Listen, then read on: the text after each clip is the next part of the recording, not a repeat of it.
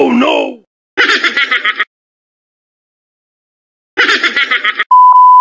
Pupunta nga kami ng Coron, Palawan, kaya madaling araw pa lang umalis na kami. Wala nang tulog-tulog mare, diretso biyahe agad. Sa malamang ko nga magdiretso langit din kami.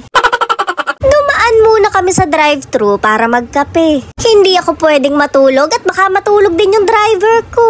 Baka magising na lang ako, may mga anghel na sa paligid ko. Hindi ko pa nga sure kung sa langit ba talaga ako mapupunta.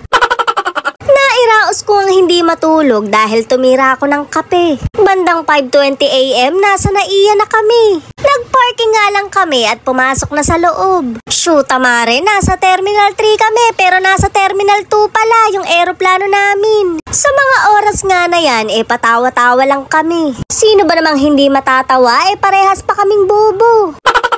Iniwan na nga lang namin yung sasakyan namin at nagtaxi na lang kami para mapabilis. Akala ko talaga sa pelikulang nangyayari yung ganito. Sa totoong buhay pala meron din talagang naghahabol ng flight. Ang masaklap nga lang sa traffic sila nalilate kami sa kabobohan.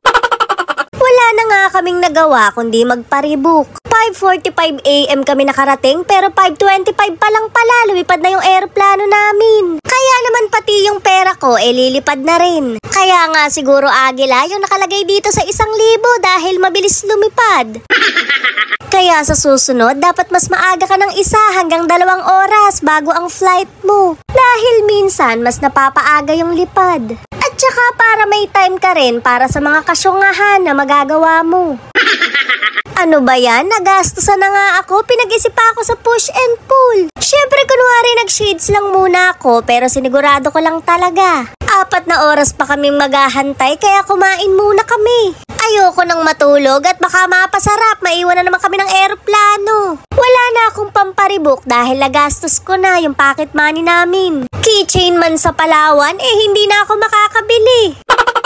Buti nga mare at nakabili pa kami ng mami. Kahit papano magkakalaman-laman naman yung mga utak namin. Estesik mura.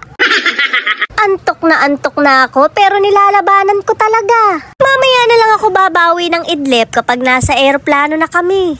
Ere nga mare at dumating na yung pinakahihintay ko. Dali-dali na akong pumasok sa gate namin at pagod na akong maiwan. Mas kaya ko pang iwan ako ng sugar daddy ko kaysa ng eroplano. Kapag eroplano kasi ang nang iwan, masyadong magastos magparebook, mahirap mag-move on. Hindi katulad ng sugar daddy ko, kapag iniwan ako, Jean lang, makaka-move on na ako.